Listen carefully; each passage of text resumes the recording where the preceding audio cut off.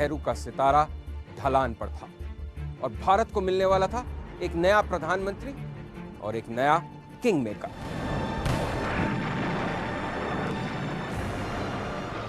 उन्नीस वो साल जब आजादी के बाद पहली बार देश और देश की सत्ता पूरी तरह से हिल गई थी। इसी साल की सर्दियों में भारत ने चीन के साथ 1 महीने तक युद्ध लड़ा था। क्या चाहते हैं वो? सीज फायर, वो जंग खत्म करना चाहते हैं। नेहरू और दूसरे नेताओं को यह लगने लगा था कि कांग्रेस पार्टी ठहर सी गई है। पार्टी अब देश हित में काम करने के बजाय अंदरूनी विवादों में ज्यादा उलझी हुई थी। आपकी नजर में किन लीडरों को इस्तीफा देना चाहिए? यह निर्णय लेने का अधिकार आपका है। बड़ा लीडर तो जरूरी है। क्या आपको पता था कि आपके प्लान के मुताबिक मुरारजी भाई को भी कैबिनेट से निकाल दिया जाएगा? प्रेस हमें सिंडिकेट बुला रही है। सिंडिकेट कैबिनेट के अंदर एक और स्ट्रॉन्ग नेता चाहिए। देश का सवाल है। आप खुद भी प्राइम मिनिस्टर बनना चाहते हैं? शास्त्री जी को रोकने के लिए मुझे ये भी करना पड़ा तो मैं करूंगा। लोग आपकी राय से इत्तेफाक रखते हैं, मगर आपने एक लोकमत नहीं लिया। आम राय यही है कि हम सब लोग लाल बहादुर शास्त्री जी को प्रधानमंत्री के रूप में देखना चाहते हैं। कामराज राष्ट्रीय राजनीति में उभर कर आए और बन गए देश के किंग मेकर।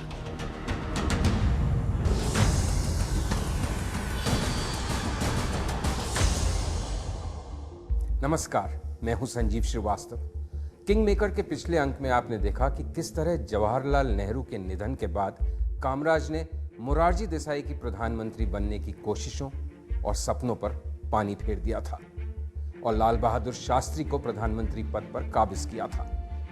तब किसी ने ये नहीं सोचा था कि महज 18 महीने बाद, सिर्फ 1.5 साल के अंदर देश के समक्ष एक बार फिर एक बड़ा राजनीतिक संकट खड़ा होगा और तलाश शुरू हो जाएगी एक नए प्रधानमंत्री की। कामराज एक बार फिर किंग मेकर की भूमिका में होंगे और साथ होंगी प्रधानमंत्री पद की नई दावेदार। मेरा हार मुझको कमजोर कर देगा। हमारे पास कामराज जी का सपोर्ट। ये तो पक्का है कि मोरारजी देसाई जी के साथ हम काम नहीं कर सकते। पार्टी के हित के लिए मैं दोबारा अपना हक छोड़ दूं। हम भी तो यही चाहता है कि चुनाव ना हो। हम कोई अच्छे शख्स को नहीं चुनना। नंदा जी ने वो दम है। इस बार वो ज्यादा मुश्किलें पैदा कर सकता है। इंदिरा तारीख 11 जनवरी 1966, समय रात 1:30 बजे। पूरी दिल्ली चैन की नींद सो रही थी। तभी खबर आई कि ताशकंद में प्रधानमंत्री लाल बहादुर शास्त्री का निधन हो गया है। सुबह तक सत्ता के गलियारों में और पूरे देश में ये खबर आग की तरह फैल चुकी थी। देश को एक बार फिर एक नए नेता की तलाश थी। कांग्रेस के सियासी सुरमाओं ने एक बार फिर अपनी तलवार मांझना शुरू कर दिया।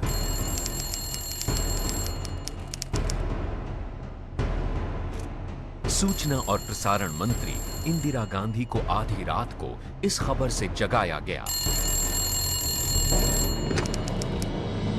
हेलो, क्या?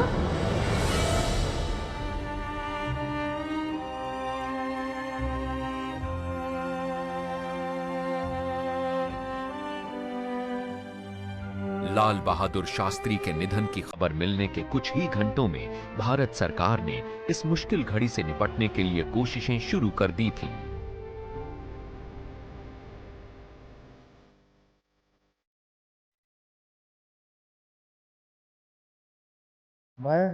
मैं गुलजारी लाल नंदा देश को अराजकता से बचाने के लिए राष्ट्रपति सर्वपल्ली राधाकृष्णन ने गृह मंत्री गुलजारी लाल नंदा को कार्यकारी प्रधानमंत्री घोषित कर दिया। गुलजारी लाल नंदा भारत की प्रभुता इंदिरा गांधी देश की सूचना एवं प्रसारण मंत्री उन चंद लोगों में से थी जो इस मौके पर राष्ट्रपति भवन में मौजूद थे। श्रद्धा पूर्वक एवं शुद्ध अंतरंग से 1966 भारत के लिए मुश्किलों भरा साल था। पाकिस्तान के साथ हुई लड़ाई की वजह से देश की माली हालत तंग थी। खाद्यान्न की कमी की वजह से भारत अकाल के कगार पर भी था और उधर दक्षिण भारत में भाषाई दंगे भड़क रहे थे। जवाहरलाल नेहरू के निधन को अभी 1.5 बरस भी नहीं हुआ था कि प्रधानमंत्री शास्त्री की मृत्यु की वजह से देश में एक नया राजनीतिक संकट खड़ा हो गया। देश को फिर तलाश थी एक प्रधानमंत्री की। गुलजारीलाल नंदा को देश के राष्ट्रपति ने प्रधानमंत्री की तरह शपथ तो दिलाई थी, लेकिन सबको मालूम था कि यह एक अस्थायी समाधान है। देश को एक बार फिर तलाश थी एक नए प्रधानमंत्री की, जिसका मनोनयन राष्ट्रपति भवन में नहीं होना था, बल्कि उसका चुनाव देश के सांसदों को करना था। कांग्रेस की राजनीति एक बार फिर करवट लेने की तैयारी में थी। गुलजारीलाल नंदा की शपथ के कुछ ही घंटों के बाद इंदिरा गांधी ने अपने घर पर अपने सलाहकार पत्रकार रोमेश थापर और इंद्र कुमार गुजराल को बुलाया।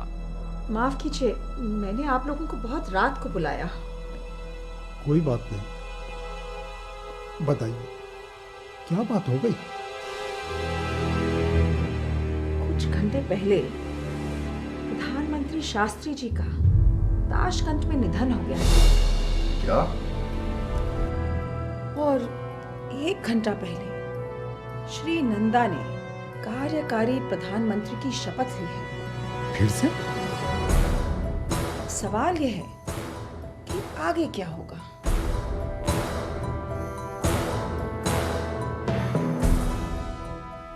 मुझे लगता है कि अगले कैबिनेट में मुझे विदेश मंत्रालय मिल सकता है। मैडम, अब देश की विदेश मंत्री नहीं, प्रधानमंत्री बन सकती है।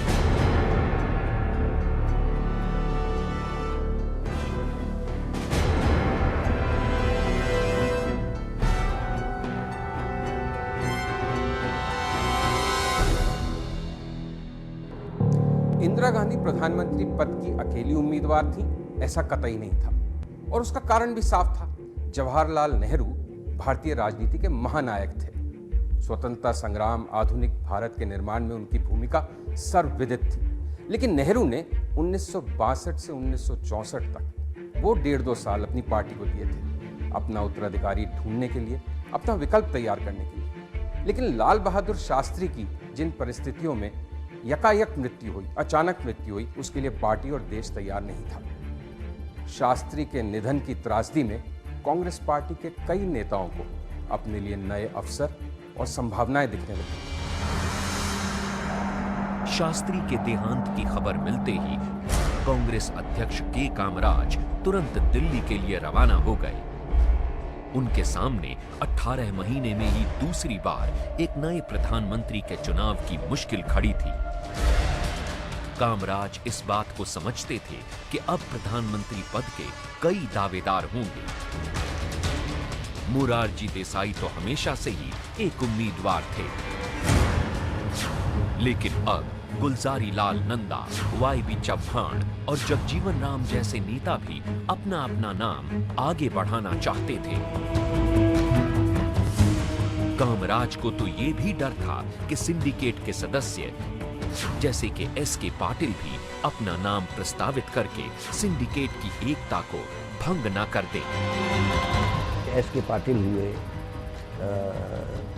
चौहान साहब हुए, बहुत बड़े सीरियस कैंडिडेट थे और बहुत सीरियस मानते थे अपने आप को। एस.के. पाटिल, चौहान, तो उसमें ये हुआ कि वो ये कैंसिल हो गए। देखिए ना, कामराज जी तो वो चुप करके वो देख रहे थे भाई कैसे मैनूवर, कौन मैनूवर कहाँ कर रहा है। उन्हें पता था कौन कौन बनना चाहता है। इन लोगों में कुछ लोग तो कामराज का नाम भी प्रधानमंत्री के लिए सुझा रहे थे, मगर कामराज को ये मंजूर नहीं था। वो कहता था कि हिंदुस्तान में वही प्रधानमंत्री बनना चाहिए जिसको दोनों ज़बानें आती हों, अंग्रेज़ी और हिंदी। मैं नहीं जानता, इसलिए मैं मुझे तो ये कहा। लेकिन कामराज अगर उस वक़्त चाहता तो ये सब लोग तैयार थे। कामराज ने अपने से उसने कहा कि भाई ये जो है मैं कर नहीं सकूँगा। कामराज जानते थे कि उनके खुद प्रधानमंत्री बन पाने की कोई उम्मीद नहीं है। वो न तो हिंदी बोलना जानते थे और न ही अंग्रेजी, और उनका चुनाव हिंदी भाषी कभी स्वीकार नहीं करते। कामराज जानते थे कि अगर प्रधानमंत्री पद के लिए वो खुद को आगे बढ़ाते तो पार्टी में केवल कमजोर ही होते। लेकिन कामराज की ये चिंता 100% सही थी कि अब सत्ता के कई दावेदार थे, जिनमें कार्यकारी प्रधानमंत्री गुलजारी लाल नंदा भी शामिल थे। नंदा अपनी गद्दी को पक्का करने में जुट गए और इसके लिए उन्होंने कामराज से भी बात की। तो आपका जवाब क्या है? अभी कुछ नहीं। अभी पार्टी का राय जाने बगैर मैं कुछ नहीं कर सकता। देखिए, जब नेहरू जी का देहांत हुआ था तब भी मैं कार्यकारी प्रधानमंत्री बना था। मैंने इंदिरा जी से भी बात कर ली, वो भी मुझे सपोर्ट देने के लिए तैयार है। उन्होंने ऐसा कहा? हाँ, कुछ ऐसा ही। देखिए, 1 साल तक मुझे बने रहने दीजिए। काम ना कर सकूं तो आप मुझे हटा भी सकते हैं। इसके लिए एक मत होकर निर्णय लेना पड़ेगा। ठीक है, हमारे पास कामराज जी का सपोर्ट है। मगर गुलजारी लाल नंदा ने कामराज के जवाब का गलत मतलब लगाया था। तो आप नंदा जी को सपोर्ट देंगे? नहीं, बिल्कुल नहीं। अभी इलेक्शन सर पे है और हमको ऐसा प्रधानमंत्री चाहिए जो इलेक्शन जिता सके। नंदा जी में वो दम नहीं, इसलिए मैं उनको सपोर्ट नहीं करेगा। नहीं। अतुल्य घोष आपका नाम प्रस्तावित कर रहे हैं, वो आपको प्रधानमंत्री देखना चाहते हैं। घोष जी हमको प्रधानमंत्री नहीं देखना चाहता, वो अपने आप को कांग्रेस का प्रेसिडेंट देखना चाहता। मतलब कल को हमारे नाम का प्रस्ताव रखा जाता है तो मैं ये चुनाव हार जाएगा, हमको नहीं चुनेंगे और मेरा हार मुझको कमजोर कर देगा और कांग्रेस प्रेसिडेंसी उनका हो जाएगा। पर घोष जी तो आपके साथ सिंडिकेट का हिस्सा है।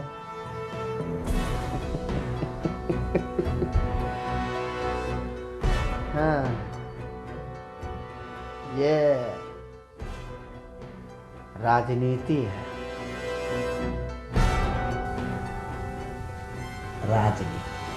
राजनीति तो ये थी ही। महज 18 महीने पहले सिंडिकेट को जबरदस्त कामयाबी मिली थी जब उन्होंने लाल बहादुर शास्त्री को प्रधानमंत्री के पद पर आसीन किया था और मोरारजी देसाई के सपनों पर पानी फेर दिया था। सिंडिकेट की खूबसूरती उसकी ताकत, उसकी एकता थी। पश्चिम, पूर्व और दक्षिण राज्यों के कांग्रेसी नेता मिलकर सिंडिकेट में बैठते थे और अपनी मर्जी के व्यक्ति को सही पद तक पहुंचा पाने में कामयाब होते थे। लेकिन इस बार सिंडिकेट की वही एकता बिखरती नजर आ रही थी। सिंडिकेट के सदस्यों की व्यक्तिगत महत्वाकांक्षाएं जाग उठी थी। कामराज के सामने अब पहली चुनौती अपनी मर्जी के व्यक्ति को प्रधानमंत्री बनवाना नहीं, बल्कि सिंडिकेट में एकता स्थापित करना बन गया था। इसी मसले का हल तलाशने के लिए कामराज ने सिंडिकेट के नेताओं को अपने घर पर बुलाया। तो चलिए शुरू करते हैं। सबसे पहले ये तो पक्का है कि मोरारजी देसाई जी के साथ हम काम नहीं कर सकते हैं, है ना?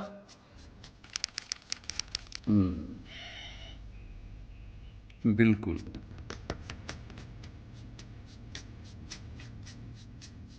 पिछले 2 साल में वो बहुत जिद्दी हो गए हैं और जरूरत से ज्यादा मनमानी करने वाले थे। तो एक बात तो आप जान लीजिए कि अगर वो प्रधानमंत्री बनते हैं तो इस सरकार में हमारी कोई जगह नहीं। लेकिन इस बार वो ज्यादा मुश्किलें पैदा कर सकते हैं। बेशक इस दफा पिछली बार जैसा एकर नहीं है। पिछली दफा जितना सपोर्ट था इस बार वो भी नहीं है। देसाई जी को लगता है कि हमने पिछली बार उन्हें बेवकूफ बनाया। मेरा मानना है कि इस दफा वो पार्टी में चुनाव करवा कर ही मानेंगे। वो तो है। तो हमें ऐसा कैंडिडेट चाहिए जो एक कांग्रेस के पार्टी इलेक्शन में उन्हें हरा सके और 2 आने वाले 67 के इलेक्शन में जिता सके। ऐसा तो केवल कामराज जी ही कर सकते हैं। मेरा बस में कुछ भी नहीं और मैं आप लोगों को विश्वास दिलाता है कि प्रधानमंत्री बनने का मेरा कोई इच्छा नहीं। आपको क्या लगता है कि किसे प्रधानमंत्री बनना चाहिए? मेरा कोई राय नहीं। मेरा तो खाली इतना ही राय है कि सब लोग मिलकर जो फैसला लेगा मैं उसके पक्ष में। तो वाईपी चौहान के बारे में क्या ख्याल है आपका? अरे नहीं, साउथ में उनका बिल्कुल भी सपोर्ट नहीं। मैं तो शुरुआत से ही कहता आया हूं कि नंदा जी को सपोर्ट करते हैं। उनका पार्टी में इतना कम सपोर्ट है कि वो हमारे बगैर सरकार नहीं चला सकते। उनकी सरकार में हम कैबिनेट पोस्ट आपस में बांट सकते हैं। लेकिन क्या वो देसाई जी से चुनाव जीत सकते हैं? मुश्किल हो, बहुत ही मुश्किल। एक कैंडिडेट और है, इंदिरा गांधी। हाँ, वो पार्टी में बाहर और अंदर दोनों तरफ सपोर्ट जुटा सकती हैं। नहीं, मिसेस गांधी का झुकाव लेफ्ट की तरफ है और ऐसा प्रधानमंत्री हमारे सारे काम पर पानी फेर देगा। अरे इससे क्या फर्क पड़ता है कि उनका झुकाव लेफ्ट की तरफ है या नहीं? देखिए, अनुभव में वो इतनी कम है कि आखिर में निर्णय तो हमें ही लेना है। और वो पूरे देश में जानी जाती हैं और ये 1967 के इलेक्शन में हमारा मदद ही करेगा। और पार्टी में हम सपोर्ट दिला सकता है। तो आपका कहना है कि अगर हमें कोई और कैंडिडेट नहीं मिला तो हम मिसेस गांधी को सपोर्ट करें? हमको ये समझना होगा कि हम कोई अच्छे शख्स को नहीं चुनना, बल्कि ऐसे शख्स को चुनना जिस पर किसी को भी आपत्ति नहीं। बराबर? बिल्कुल। राजनीति में आगे बढ़ने या कहिए बढ़ाने के 2 रास्ते हो सकते हैं। एक तो यह कि स्वयं की नेतृत्व क्षमता, अपने करिश्मा, अपनी दावेदारी को कुछ इस पुख्ता अंदाज से स्थापित किया जाए कि दूसरे विकल्प बौने नजर आने लगे। दूसरा तरीका यह हो सकता है कि आप अपने रकीबों पर, अपने राजनीतिक विरोधियों पर इस तरह से सिलसिलेवार प्रहार करें कि वो स्वयं ही रेस से बाहर हो जाए। कामराज ने दूसरा रास्ता चुना और सिंडिकेट को इस बात के लिए तैयार किया कि उनके समक्ष इंदिरा गांधी के अलावा कोई विकल्प नहीं है। कामराज को इंदिरा गांधी के लिए सिंडिकेट का समर्थन जुटाने की जरूरत नहीं थी। उन्हें सिर्फ एक एक करके बाकी के सभी विकल्पों को नकारना था। इस बात को साबित करना था कि इंदिरा गांधी के अलावा किसी और नेता के पीछे सिंडिकेट के सभी सदस्य एकजुट होने के लिए तैयार नहीं थे। इस टाइम पे भी इनको लगा, ये जो पार्टी बॉसेस थे, कि आपस में एक दूसरे को नहीं बनने देना चाहते थे। और द फेमस जो कहावत है कि वो सोचते इस गुंगी गुड़िया को बना देंगे, कि इनको इंदिरा गांधी को बना के वो कंट्रोल कर लेंगे। ऐसी महाबेवकूफ़ी शायद किसी ने कभी नहीं करी होगी इंडियन पॉलिटिक्स में, क्योंकि वो गुंगी गुड़िया तो थी ही नहीं, जैसे कि बाद की इतिहास जाहिर करती हैं। जवाहरलाल नेहरू के देहांत के बाद पार्टी में इंदिरा गांधी कमजोर पड़ गई थीं।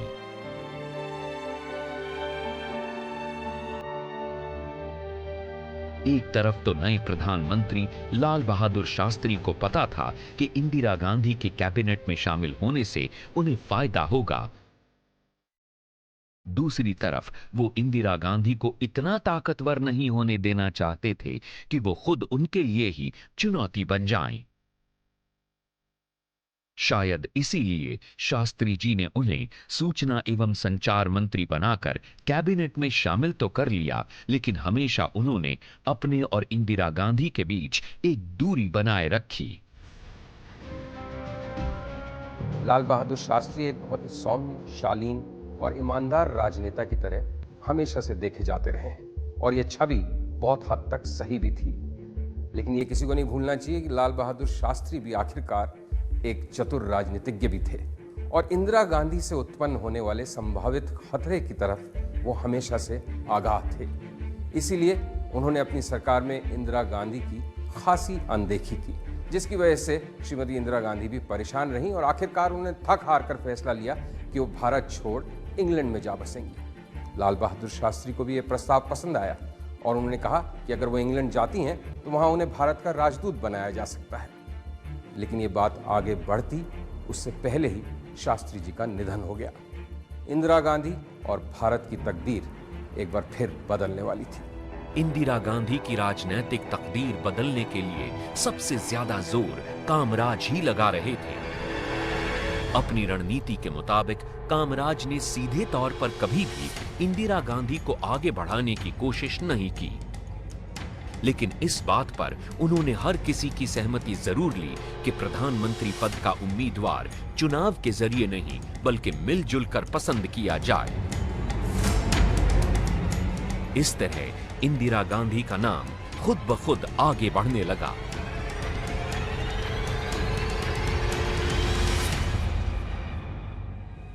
तो अब पार्टी का रुख किसकी ओर है? धीरे धीरे लोगों को समझ में आ रहा है कि इंदिरा गांधी के अलावा और कोई नहीं बन सकता। कोई नहीं? कोई नहीं। इंदिरा गांधी के नाम पर किसी को कोई आपत्ति नहीं। अभी इस बीच में अगर कोई कोशिश करता भी है तो बाकी का दूसरा लोग उसको नीचे खींच लेगा। उनमें वो सभी गुण हैं जो एक प्रधानमंत्री में होने चाहिए। अभी एक बार ये 67 का चुनाव खत्म हुआ तो हम प्रधानमंत्री चुन सकता है दोबारा। और देसाई जी? देसाई जी तो प्रधानमंत्री चुने जाने के लिए पार्टी का आंतरिक चुनाव कराने पर तुले। उन्हें अब तक ये समझ नहीं आया कि वो चुनाव हार गए हैं। नहीं, उनको लगता है कि उनका चुनाव में जीतने का उम्मीद अभी है। क्या समझा है? अभी चुनाव से पहले कोशिश करता है उनको समझाने की। बिल्कुल, चुनाव ना हो तो सबके लिए अच्छा है। हम भी तो यही चाहता है जी कि चुनाव ना हो। कौन समझाए देसाई जी को?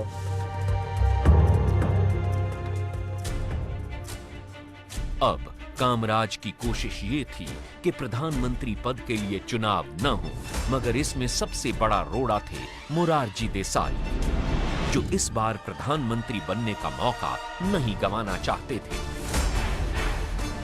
उनके मुताबिक एक बार पहले भी कामराज अपने राजनीतिक पैंतरे से उन्हें प्रधानमंत्री पद से दूर कर चुके थे, जो सही मायनों में उनका था। इस बार मोरारजी देसाई कामराज के जाल में फंसने वाले नहीं थे। कामराज के लाख रोकने के बावजूद देसाई के आग्रह पर कांग्रेस को पार्टी के भीतर चुनाव कराने ही पड़े। राजनीतिक गठजोड़ के महारथी कामराज और सिंडिकेट को इंदिरा गांधी के लिए वोट जुटाने में कोई मुश्किल नहीं हुई। हालांकि चुनाव से एक रात पहले कामराज ने मोरारजी देसाई को एक आखिरी बार फिर से समझाने की कोशिश की। अपना नाम प्रधानमंत्री पद की दौड़ से वापस ले लो। नहीं, वो नंदा जी और चौहान साहब ने भी अपना नाम वापस ले लिया है और वादा किया है कि वो इंदिरा गांधी को सपोर्ट करेगा। तो मैं चाहता है कि आप भी। तो क्या पार्टी के हित के लिए मैं दोबारा अपना हक छोड़ दूं? आखिर मैंने गुनाह क्या किया है?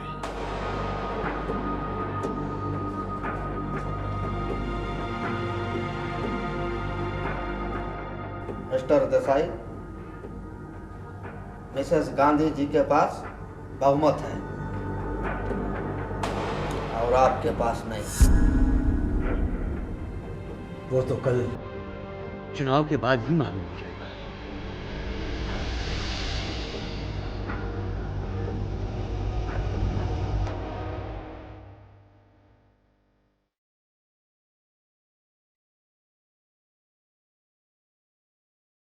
और चुनाव के बाद पता चल भी गया।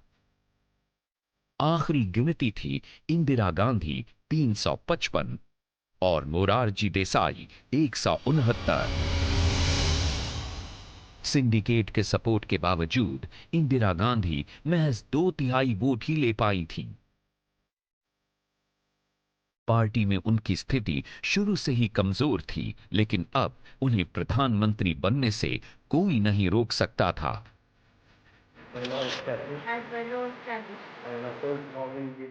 और न ही रोक सकता था कामराज को सत्ता के पीछे की सबसे बड़ी ताकत बनने से।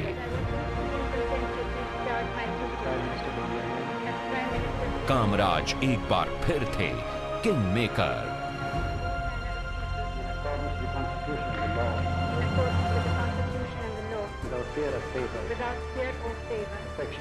वही किंग मेकर था, वही करता था। उसने पहले फैसला किया कि शास्त्री को बनाना है, फिर उसने फैसला किया इंदिरा को बनाना है, तो आहिस्ता से उन दोनों को किया। ये तो सही है बिल्कुल कहना कि भाई कामराज ही ने दोनों को बनाया।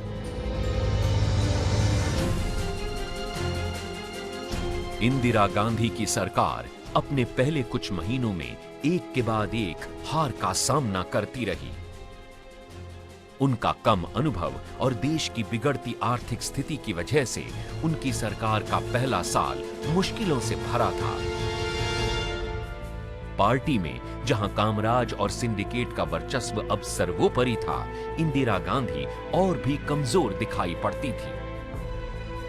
प्रधानमंत्री बनने के कुछ ही दिन बाद कांग्रेस के जयपुर अधिवेशन में इंदिरा गांधी के भाषण के दौरान ही अधिवेशन उनके काबू से बाहर हो गया। जैसे जैसे नारों की गूंज बढ़ती गई, उनकी आवाज दबती चली गई। केवल कामराज की मौजूदगी ने ही स्थिति को और बिगड़ने से बचाया। उन्होंने, मैं कहूँगा, उस जमाने में जैसे कैप्टन ऑफ ए शिप होता है, वो जहाज का बहुत अच्छी तरह खतरे से निकाल लिया। ये फैसला वापस लो, वापस लो। ये मनमानी नहीं चलेगी, नहीं चलेगी, नहीं चलेगी। ये मनमानी नहीं चलेगी, नहीं चलेगी। शांत हो जाइए, मनमानी नहीं चलेगी। शांत हो जाइए, शांत हो जाइए। देखिए, हम आपकी बातें सुनने के लिए तैयार हैं। मैं चाहती हूँ कि अनाज वितरण की नई योजनाएं लाएं और फूड जोन योजना को हटा दें। सुनिए, मैं चाहती हूँ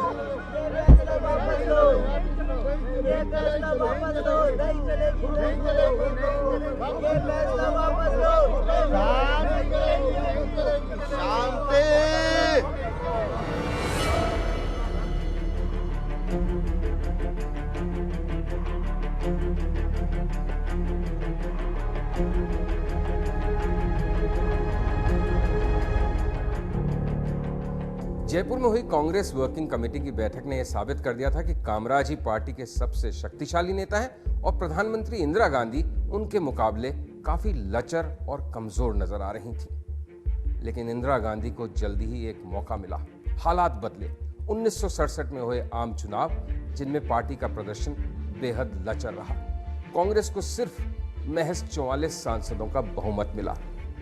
सोने पे सुहागा ये कि सिंडिकेट के कई सदस्य और पार्टी के कई पुराने दिग्गज चुनाव हार गए। इंदिरा गांधी इसी मौके की तलाश में थी। उन्होंने वापस से अपनी पैठ पार्टी में स्थापित करी और धीरे धीरे संगठन और साथ ही सिंडिकेट को भी दरकिनार करना शुरू किया। इंदिरा गांधी प्रधानमंत्री तो बन गईं, लेकिन सत्ता का रिमोट कामराज ने अपने ही हाथों में रखा। न तो उन्हें शास्त्री जी के कैबिनेट में फेरबदल की अनुमति दी और न ही गुलजारीलाल नंदा को गृह मंत्री के पद से हटाने की। कामराज सोचते थे कि इंदिरा गांधी महज एक गूंगी गुड़िया है जिनको कोई खास राजनीतिक समझ नहीं है। वो उन्हीं के इशारों पर हमेशा चलेंगी। शायद यही कामराज की सबसे बड़ी भूल थी। वो इंदिरा गांधी का सही आकलन नहीं कर पाए, उन्हें कम करके आंका। वो उनके अंदर की हिम्मत और इंदिरा गांधी के अंदर छुपे हुए चतुर राजनीतिज्ञ को पहचान नहीं पाए। इंदिरा गांधी अब इस दबाव की राजनीति से धीरे धीरे तंग आती जा रही थी और उन्होंने फैसला किया कि वो सिंडिकेट और कामराज का वर्चस्व खत्म करके ही मानेंगे। इंदिरा गांधी की सरकार बनने के पहले कुछ महीनों में कामराज का वर्चस्व स्पष्ट था। कामराज ने न तो उन्हें शास्त्री की कैबिनेट बदलने दी, न ही गुलजारीलाल नंदा को गृह मंत्री के पद से हटाने दिया। मगर इंदिरा गांधी कामराज के दबाव से तंग आती जा रही थी। आखिरकार उन्होंने कामराज की परछाई से बाहर निकलने के लिए पहला कदम उठा लिया। जून में कामराज की राय लिए बगैर उन्होंने रुपए की कीमत कम करने का फैसला कर लिया।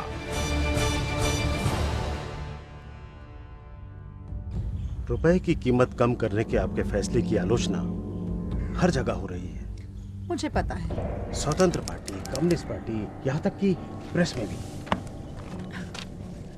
मुझे सब पता है। कांग्रेस वर्किंग कमेटी भी इस फैसले के खिलाफ है। ओफो। कामराज जी भी गुस्से में भरे हुए हैं। उन्होंने तो आपके लिए कहा है कि बड़े आदमी की बेटी, छोटे आदमी की बड़ी गलती। मैं कामराज जी से तंग आ चुकी हूँ। अरे मैं जब भी उनसे बात करने की कोशिश करती हूँ, वो मेरी बात सुनने से इनकार कर देते हैं। मुझे तो लगता है कि वो खुद प्रधानमंत्री बनना चाहते हैं। तो फिर अब क्या? काले बादल मंडरा रहे हैं। हाँ, अगर बादल गुजर भी जाते हैं। वो चाहती थी कि भाई मैं हूँ, मैं ही हूँ और मैं ही प्राइम मिनिस्टर हूँ और मैं ही सब पार्टी का कर सकती हूँ। तो इसलिए वो कंसंट्रेशन ऑफ पावर थी, ऑटोक्रेसी कह सकते हैं आप। कामराज चाहता था कि भाई पार्टी का भी उसमें हक है, क्योंकि पार्टी की कैंडिडेट है, पार्टी की प्राइम मिनिस्टर है, लेकिन वो पार्टी को कंसल्ट नहीं करती। 1966 के अंत तक कामराज और इंदिरा गांधी के बीच फासला बढ़ता जा रहा था। वो शख्स जिसने इंदिरा गांधी को प्रधानमंत्री बनाया था, अब वही उनका सबसे बड़ा दुश्मन बनता जा रहा था। दोनों पक्षों को अब अगले चुनाव का इंतजार था। कामराज सिंडिकेट के साथ मिलकर इंदिरा गांधी को चुनाव के बाद हटाने की ताक में थे और इंदिरा गांधी खुद को मजबूत करने की ताक में थीं।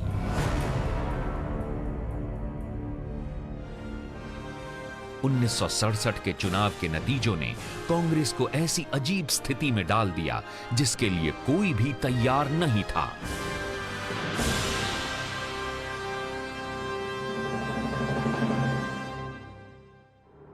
उन्नीस सौ 1967 के ये चुनाव देश की राजनीति में एक मील का पत्थर साबित होने वाले थे।